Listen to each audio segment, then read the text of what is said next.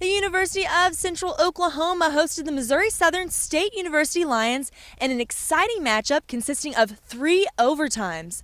The Broncos came out a little bit flat in the first half as they lost a lot of yardage and penalties. Gandra and his offense came back ready to play in the second half. Missouri Southern dominated as they possessed the ball most of the first half, only allowing UCO 3 drives for 89 yards. Southern's run game was led by the backs as Jerez Fortune dozed over defenders for 65 yards, capping it off with 2 touchdowns. But it would actually be Chris Jeffries to lead the offense with 123 yards total. And late in the second quarter, Scott Lathrop showing off his running ability on the keep here. Rankin's kick would be good, making it 7-0 going into half.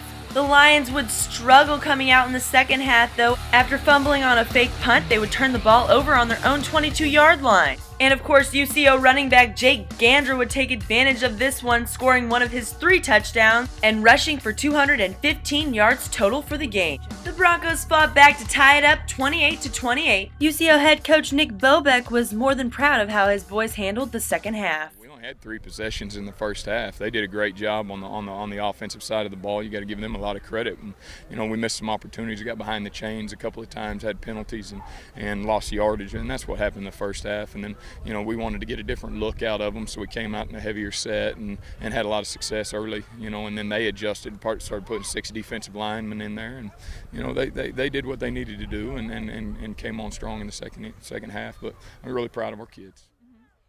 UCO's quarterback Chaz Stallard was able to keep the ball on a 2-point conversion at the end of the third overtime, and that would finally be enough to win it as UCO defeats the Lions 43-41.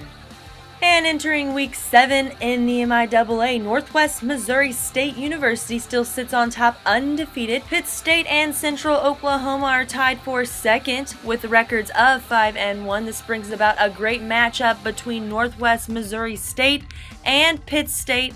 It's going to be an exciting game with 2 strong competitors. And you can join us out at Fred G. Hughes Stadium as Missouri Southern State University hosts the Northeastern State Riverhawks on Saturday, October 18th.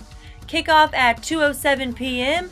Come out for the MIAA Game of the Week. Go online at themiaa.com for all your latest standings, statistics, and stories.